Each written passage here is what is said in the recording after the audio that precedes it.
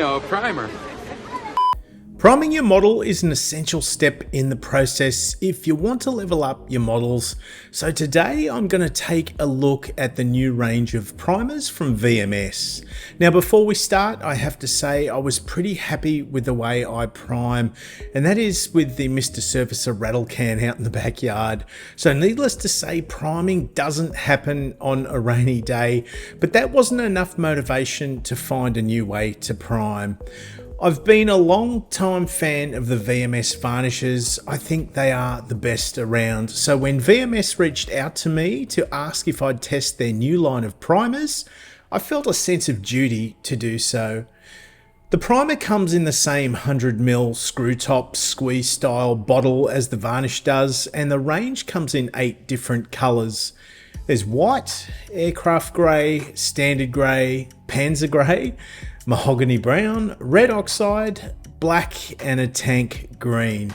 The label on the bottle suggests washing the model prior to priming, which is something that I appreciate, is good practice, however something I rarely do. So this test was undertaken how I just normally would proceed. I first sprayed the mahogany brown over a paint mule I have, and it seemed overly runny, which was clearly a result of not shaking it enough. I found the mixing ball in the bottle needed a little help and added a ball bearing to get things moving. According to the VMS marketing blurb, the primer has been formulated to bridge the gap between acrylic polyurethane primers and a solvent-based product such as a Mr. Surfacer. Like most of you out there, I've been bitten by water-based primers not living up to the hype, and always found my way back to the more heavy-duty style of lacquer-based primer. So to say I was somewhat skeptical is a bit of an understatement. While acrylic polyurethane primers are reasonably non-toxic and some might say easy to work with, although I could make a debate the other way, they can often be easily peeled off a model, and adhesion to metal parts is pretty much non-existent. They lack durability and can be more trouble than they're worth, I've found. That is why I've found my way back to the heavy-duty solvent-based primers due to their durability and adhesion. I'm shooting this through a 0.3 airbrush with no additional thinning straight from that bottle, with the air pressure dialed in at around 17 psi. As you can see, that paint is flowing very well over the model. The bottle suggests that a 0.2 or 0.3 needle with a pressure of between 20 to 40 psi, which is a really vast range in anyone's book. As you have seen on the screen, the paint falls and settles quite beautifully, and it goes down a lot like the varnishes do. It's a flood coat of sorts, and the paint has an excellent self-leveling property to it. It actually sprays very much like a general style of paint. As you have been watching me on the screen, you will have noticed a high level of coverage and opacity as well. And that paint seems to dry off to a beautiful eggshell style of finish. To clean the airbrush, I used the VMS Airbrush Cleaner Pro. However, I'd suggest any acrylic cleaner would suffice. Depending on how you paint will have a bearing on the colour you choose as your primer. And for a lot of modelers, this primer coat would be more than adequate to use as the display colour on their model. As you can see, the colours look great and have had a very good level of opacity and coverage, but it was time to put it to the test and see how it held up.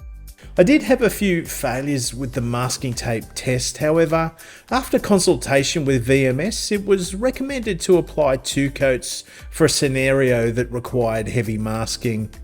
I suspect the minor issues I was having was due to the paint not mixing properly as well. It does have a tendency to settle on the bottom if unused for any length of time. For a second test, I did what I should have done in the first place and gave the model a quick clean with a small amount of IPA, and then I painted the model in 2 generous coats.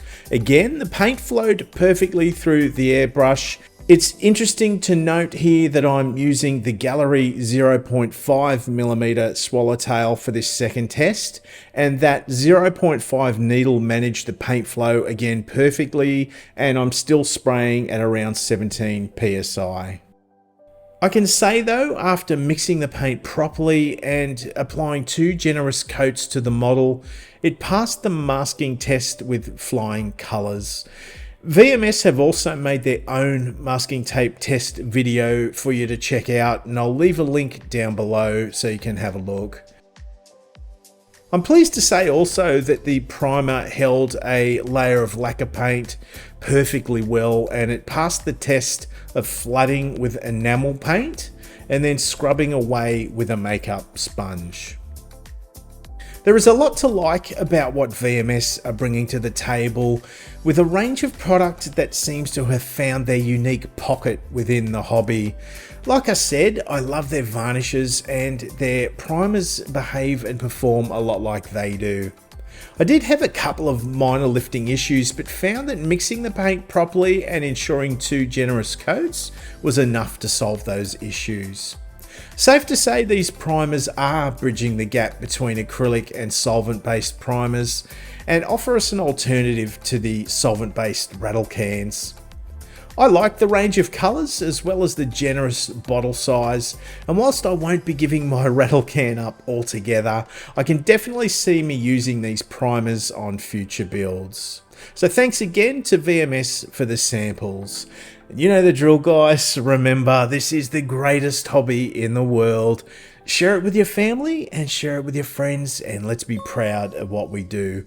Until next time, I will see you soon.